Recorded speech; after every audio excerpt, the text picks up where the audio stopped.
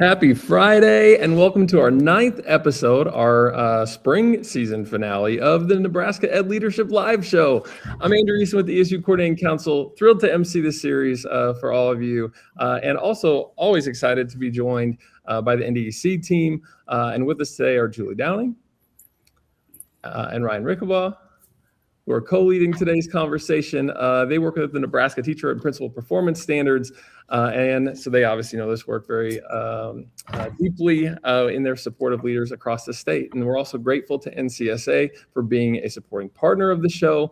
And our aim throughout this entire series has been to create a space where Nebraska's educational leaders can connect, share, and grow together. And so I'm very excited today to be joining you from ESU 10, where we just finished our ESU-CC board meeting and are able to then welcome Dr. Dan Schnoes, who's the Chief Administrator at ESU 3, and Dr. Laura Barrett, who's the Chief Administrator at ESU 13, to this final episode. And so we're going to kick things off really talking about ESUs here from the start. I know whenever I transitioned from work at the district level to working at the ESU level, questions that I received from some of my former colleagues were like, what exactly is the full breadth of what an ESU is? Like, I'm going to ask each of you here to start off, and I'll maybe throw it to Dan to begin with.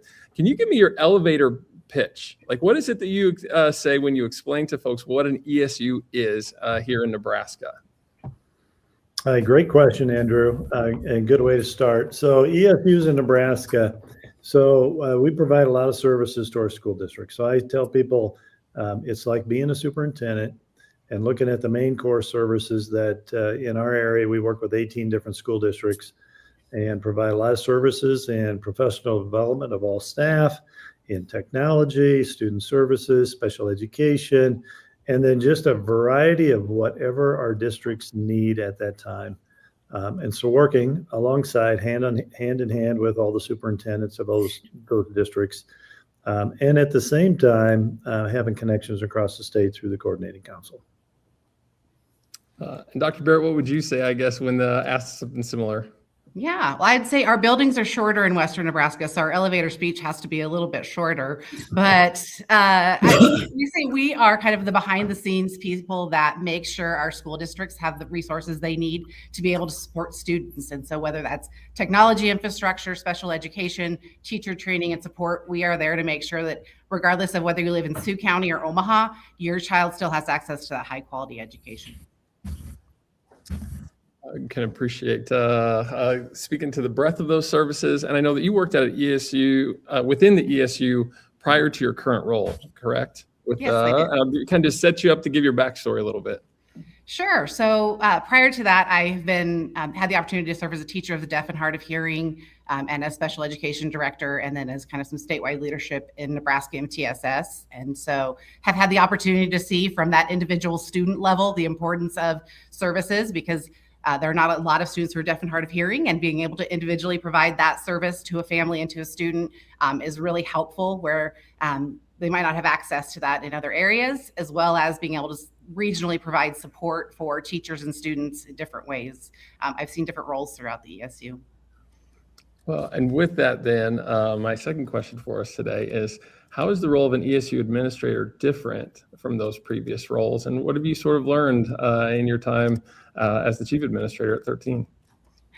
So one of the really cool things is I was in the special ed world. I knew special ed. I knew a lot of pieces about it. And I had been in ESU for a long time. So I thought I knew all of the things that ESU's offered until I sat in the chair that I'm sitting in now, and I have the opportunity to work with all of our amazing staff. We also, Julie Downing is one of our amazing ESU 13 employees and partners. And there are so many things that we do that I had no clue, from the software that our technology team is going out and making sure that their internet is safe within a school, or it's the access points are working, or our Head Start programs, making sure we have all of those things and the rules and things that they have going on. I didn't understand the breadth of that and the importance of it. And I think that is one piece. The other piece I didn't understand quite as much was the importance of the statewide networking and the statewide support we have. So working through ESU-CC and making sure that we work together. It's not just about what the students in the Panhandle need. A lot of these things impact us statewide. And so how can we collaborate together to make those solutions a little bit easier and more implementable, and to support our staff better? And Dan, I'd ask same question, I guess. My transition, I spent 15 years as junior senior high principal in Utah, Nebraska, and then transitioned over to superintendent at DC West in Omaha Metro. And so when I got to be lucky enough to be selected to be the ESU 3 administrator, I knew there was good professional development going on. I knew there was some technology going on. I didn't know the breadth of all the other programs and connections all across the state. One of the big changes was, even though we have special needs programs for special needs kids, we have 90 plus kids bust in every day to a couple of our program schools. We really don't have that student contact and that parent contact and that community contact directly that you would have as a principal or a superintendent. And so my network became my superintendent network of all the area schools. So I had a lot to learn about and from all the superintendents in the area, and including all the different ESU administrators across the state. So I know Laura's favorite boss that she had out in ESU 13, Jeff West. I went out and spent a day with him out in God's country out in Scotts Bluff. Laura's never invited me to come out and just spend a day with her out there and learn from her. But hey, you know what? That could happen. Maybe. But anyhow, I learned a lot from my colleagues, had some good mentors in there. And it takes a little bit of time to learn, how the system works. And it just really does work different than a school system. But in some cases, there are a lot of pluses with that. With all of our live shows, we have the opportunity to pull comments that are coming in through Facebook or LinkedIn or YouTube at this time. And so Dr. Polk has a question for you with a little bit of a correction there, but ESUs provide some, she said, core services. Those core services are is what the law tells us to do. And so for either of you, what services have the ESUs added to respond to the needs of your schools? Laura, would you like to take that one first? Sure, absolutely. Anything. So core services, those are the ones we talk about: professional learning and technology and materials. And those are the pieces when we think about that. And so when we look at services that we've added in addition to those required core services, I think is what Dr. Polk is getting at here, is special education is the biggest one. I think we all have added in over the years. When we survey our schools and ask what's the most important service you receive from ESU 13, special education is what we see most frequently cited. And so that's a variety of different things, from speech language pathologists to teachers of the visually impaired, and more than that. And we have student programs where students come to us. We also, about 10 years ago, our superintendents came to us about taking on our Head Start grant. So at ESU 13, we have added, and we operate that for the central and southern portion of our panhandle, as well as we have some really great early childhood partnerships that work with childcare throughout the panhandle to provide coaching for those private childcare facilities and public schools as well. So I think those are some of the pieces I would say we've added. Dan, what else for you? I can add too. It was nice to have ESU 13 take the lead on having a Head Start program, because about 6 or 7 years ago, we were asked to take over the Sarpy County Head Start programs. And so we made contacts out to ESU 13 to learn about that step. A couple things I would add, just inside our professional development group of fine staff that we have. We now probably do more coaching to teachers and to administrators than we ever have. So that part of in the internal part of the program's really grown. As far as technology, which is another one of our core services, cybersecurity. A few years ago, we had an opening in our department. We asked our SUPs, what's your biggest need? And they said a cybersecurity specialist. So we now have one full-time on staff that we work with.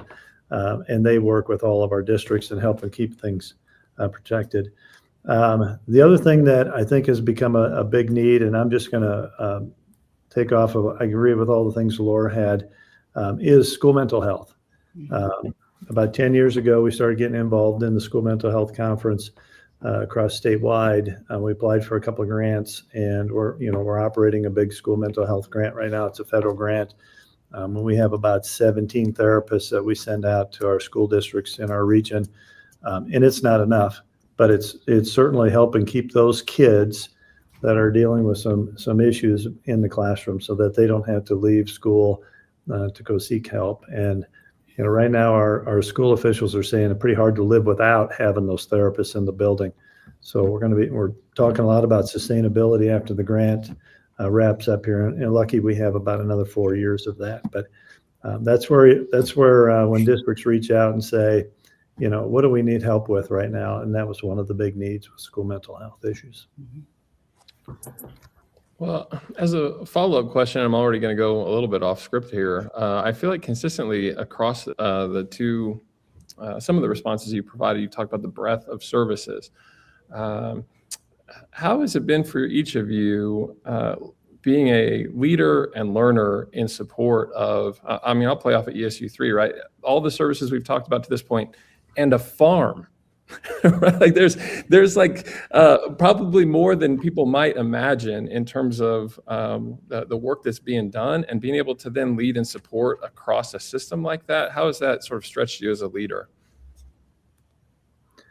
So the programs that are pretty unique to ESU 3, one of them, all of my colleagues work in the agriculture section across Nebraska, and ag is the number one business in Nebraska, and so it's pretty important.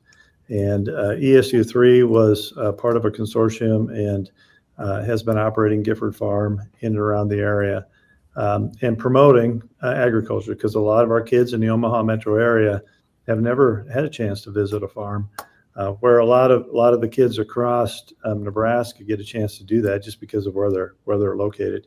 And so it's been a unique program. We get 20 to 25,000 students and teachers that come to visit us. We have several programs with the state of Nebraska that we help operate. And we do as much promotion of that program as we can, because it really gets us back to the roots of how Nebraska started. So very cool program, very unique program. We are the only service unit in the nation that has a program like that, and certainly like to share all the things that we learned with all my colleagues across the state.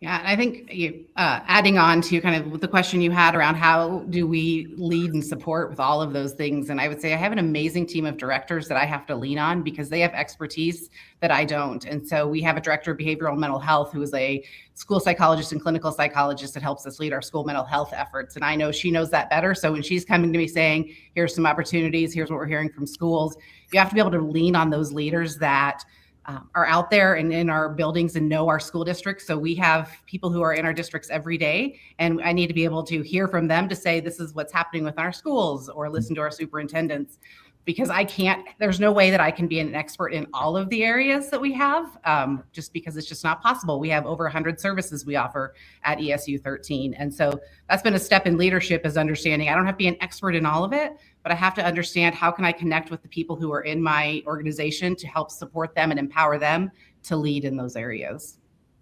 I think some advice that, when I was asking superintendents for advice about leading districts and service units, their number one advice is you hire really good people and then you let them do their job. You get them connected with the networks across. So I totally agree with what Laura said.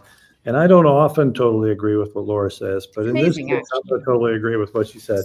But it's really about hiring good people and letting them do their things and building their networks, because, leadership at the top, you can't do it all. And if you try to, you're going to wear yourself out. So really leaning on all the experts we have. And the lucky thing is with the ESU network across the state is we have a lot of really good, talented people in every one of our service units. And if we don't take advantage of their expertise, then shame on us for doing that. Mm-hmm. And spent time this week even getting a chance to connect and learn from one another as a part of our statewide meeting. So I'm going to throw things over to Ryan next. Yeah, again, thanks for joining us. Appreciate the opportunity to visit with you both. I think about just the vastness of your regions, the number of school districts that you serve. How do you go about just meeting the diverse needs of, Laura, whether it's, a very small rural school versus a Scottsbluff, and then Dan, looking at some of the metro schools. or just outside of the metro schools versus some of the schools outside the Omaha area. Being able to serve the needs of all is difficult, but talk to us a little bit about the challenges of just those differences in school size and the differences in needs that they have. Yeah, I can jump in first on that one. So our smallest school district has fewer than 70 students, K-12, and our largest has over 3,000. And so it does cause a lot of challenges because their needs are unique and their strengths to both systems. And so we have a great team that goes out each year for needs visits. And so they go and they meet with each school district and say, what are your priorities? What are your needs? How can we support you? What do you need from us? And then our teams come back and don't just leave that as a piece of paper, but they get together with the other people at ESU 13 and say, what do we have that can support those folks? And that's how we prioritize our services. If something is not on a district's needs, if they've not identified that as needs, we don't provide that as a service. So we move away from that, and we really take to heart those conversations, and we check in with them regularly to say, hey, is this working? Is that not? Because our resources are finite and our staff. But what I've learned over the years is our staff who are in there working with those districts have really great relationships, and they've been able to build that up so that school districts feel comfortable asking for what they need. And then we try our best. If we can't do it, we look to our community partners or even statewide to say, what do we need to leverage here to bring this in to support our districts? I think one of the interesting challenges that I like to hear from Laura is the geography she deals with. We hand all of our school districts are in a four county area. And so we're the smallest geographic ESU with the most kids. And I think they're by far the largest geographic ESU and probably fewer kids than most, but it's about travel and connecting kids that are, 3, 4, 5 hours away. All of mine are within 45 minutes. Now, we have the uniqueness of, and I think it's a great question, Ryan, is our smallest district is 250 kids and then up to 24,000. And we have every size in between. And so we have networks with all their departments, very similar to what Laura does. They maintain contacts across the board. Different school districts of different size. It might be the principal that sits on, 5 of these networks in the smaller schools, but some of the districts have specialized staff that work in those areas. So we maintain that contact all throughout the year. And again, gathering what needs are, we ask the questions, what do you see coming up in the future? One of the things our board has really challenged us as a leadership team in ESU 3 is to stay on the cutting edge of what's going on. Not only just in Nebraska, but what's going on nationally, and really staying up to tune on what our districts might need. And so we also do a district service planning visit. We do this starting after the first of the year. And those visits have really transformed over time. And part of it is because we're collecting better data than we ever have working with other school districts. We use the SMART software, which collects all the work that we do with our districts, and we share all the different things that we're providing, but we're also continue to build on what they currently are doing and to focus on things for the future. Way back in the day, there used to be a lot of one-time trainings where you went in, you did the training and left, and then you never talked to them again, and you didn't. And that just doesn't happen very much anymore. There's a very continual process, really fits well into their continuous improvement process, which really feeds back into our continuous improvement process, because one of the questions that we ask is, we need to be better every year. What can we do to be better for our school districts? So I thought that was a great question. Mm-hmm. All right, and can go back to our chat here. Dr. Polk again with, there are so many services for school district partners. ESUs partner with their communities also. Could you share the importance of community with the work ESUs do? Laura, do you want to go on first, or do you want me to take it? I can start first, no problem. So one of our core values at ESU 13 is healthy partnerships. And we talk a lot about how do we engage in that and what does healthy partnerships look like in each of our communities. So we, as Dan referenced, we are the whole panhandle of Nebraska. So we cover about 14,000 square miles, very large. So that's a lot of communities represented in that. And so we really try to find ways of where does the work already exist that we can be a partner in and do that. So a lot of those would be examples of the systems of care, early childhood pieces. Our higher education partners are fantastic community supports for us. So how can we engage with Western Nebraska Community College or Chadron State College, providing partnerships there so that we can train and work through that.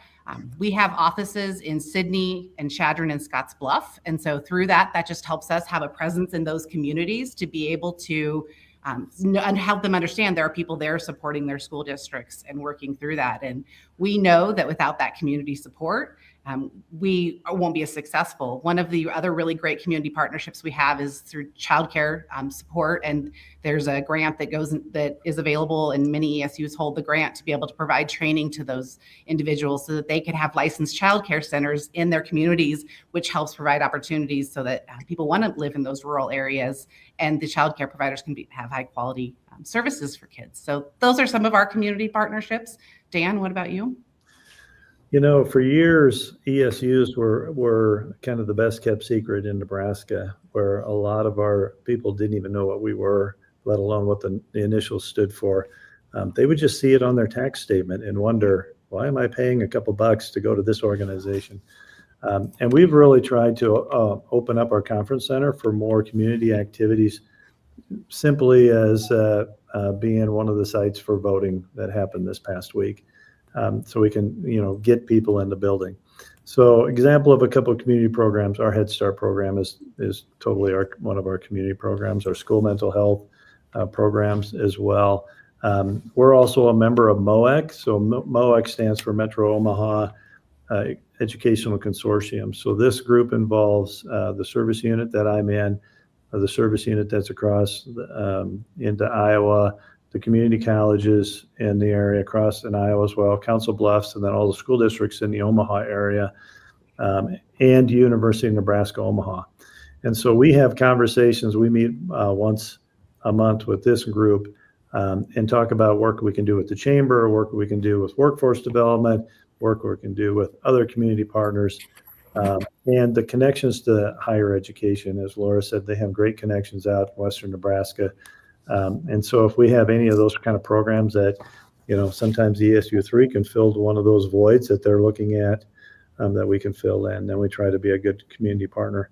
And as I mentioned earlier, there's more people in Omaha that know about Gifford Farm than they know about ESU3, because, honestly, if we counted up all the kids that have visited ESU's Gifford Farm, it would be several 100,000 kids over the last 35 years that have visited there. And so when I ask people, have you heard of ESU3? They'll go, no. Have you been to Gifford Farm? Oh yeah, I've been there a couple times with my kids. Well, there you go. So I think that's a challenge for us. We continue to work behind the scenes with a lot of our school districts. We'd rather have them in the news for all the positive things that are going on. We just like to be there to pat them on the back when they're doing a great job. But we do need to continue to work on getting our word out in the communities. The next question I have stems a little bit from some of the time that we had this week. So we got a chance to celebrate some of our retirees, Julie Downing being one of them. And those retirees did give some brief speeches the other night. And Nate McClanahan from ESU 10 was one of those individuals. And he told a story about when he was a child that the materials used to be dropped off I'm summarizing this obviously, by the ESU personnel in front of his school in a blue bag. And that as a kid, seeing that there meant a certain degree of excitement for him, right? When he'd show up and realize that was awaiting him as a kid, and that, now I believe 28 years of service at a service agency later, he's retiring from that ESU, and it really resonated with me, struck me that you don't realize the ways in which, whether it's a trip to Gifford Farm, a blue bag that sits outside your front stoop at your school, or whatever service it is that's being provided, might really reach a kiddo in a way that makes him love coming to school, appreciate learning, and transition maybe into a career serving other people in a similar capacity. And so I think there's something beautiful about our profession in that way, that we all sort of sign up for. And so I would ask, I guess, in a different way a little bit, but there's some crossover here. Can you identify one leader who's had a significant impact on you and kind of that ripple effects from, having first seen it in them, that it continues to inspire or influence you in your role today? Laura? Well, I'm gonna let you take the first on this one. I've had the first and the last couple. I'm not gonna say their names, but a number of years ago when I was working on my admin degree, but I was working at Boys Town actually as an educational trainer and doing national training and consulting. I had two elementary principals down in Texas that I worked with down in the Houston area. And these two individuals invited me out for supper one night and said, we're going to talk to you about becoming a school administrator because we think you need to get off the road. You need to get back into the schools. And they bullied me into finishing my degree in a very good way. And, those two probably had a pretty good impact because they were right. I needed to get off the road, and I enjoyed the role of being a assistant principal and principal for a number of years. And I still look at that as that was the push that got me into starting the trajectory that I took. So you never know when you make good friends somewhere around that at the right time push you to do something that turns out to be one of the best things. Mm-hmm. I have had the privilege of having lots of great leaders in my life. So I really mostly had Dan go first so I could sort through in my brain which of the ones to talk about, because I'm so fortunate that, and all of those have been through ESU systems. And that's one of the really cool things that I've had that opportunity. There are a couple characteristics that two of them had. The first one was really tapping into and tapping me on the shoulder. I was really happy doing what I was doing, and I thought that was just fine and I could keep going. And the conversations from a couple of my supervisors and leaders that said, maybe you should try and get your master's in administration, or maybe you should think about stepping into this role, or I'm going to have you serve on this committee because I think you can do that. And so sometimes you don't see it in yourself, and they saw it in me. And so I've really taken that to heart. I look back now and saw that they were tapping me on the shoulder. Then I might have thought they were just adding something to my workload, and it might have been a little irritating. But now, as I can look back on that or reflect with them, I have the opportunity of having them as friends and colleagues now. And so doing that, and so that really helps me think about those people who I now get to supervise or get to work or get to see those special skills and talents in. We've been working using Clifton Strengths at ESU 13, so it's really fun to be able to tap into that. But as I see that, I can start to think, this is where you could maybe apply that. And as you see people expand on that, it kind of comes back to the opportunities that people gave me. And I know that we need more great leaders in education. So the more that we can tap people, and it might not be being a director or a supervisor, but we need teacher leaders, we need staff leaders throughout all of our organizations. So if I can add too, when I finished my degree, my first job was in Madison, Nebraska as assistant principal AD. And Stan Turner was the principal there and became my mentor. And he is now one of my board members. So he ended up moving to Bennington, was the principal at Bennington for a number of years. So when I was at UTAN, now we became peers. And when we had an opening on our board, so now he serves as a board member. So sometimes those relationships you have, you never know when they resurface, which has been great to have him on our board. Wow. Thanks for sharing those reflections. And as we bring today's episode and the final one for the spring here to a close, this will be our last episode with Julie Downing joining us as a member of the SEED team. And so I'm going to throw it to her for just a little bit of space to maybe even answer the same question that we just entertained, or something along those lines, I guess, as you kind of sign off leadership message. Well, thank you for everything that you do. The ESU system is complex, and we do have some really stellar leaders in our CC level that reduce the noise and make the workspace really a great culture to be part of. Leaders that have impacted me, that was the original question, yes? So many people, I'll take a page from Laura's book and say so many of them saw things in me that I maybe didn't see for myself. And I'll name them. Valerie Foy was my high school English teacher. And I was cleaning recently and found an old report card from Valerie Foy, and she had written on there, this was so funny to me. It wasn't probably funny at the time, but it was so funny. She had written on there, in the second semester, I have finally come to realize Julie's sense of humor and how funny she is.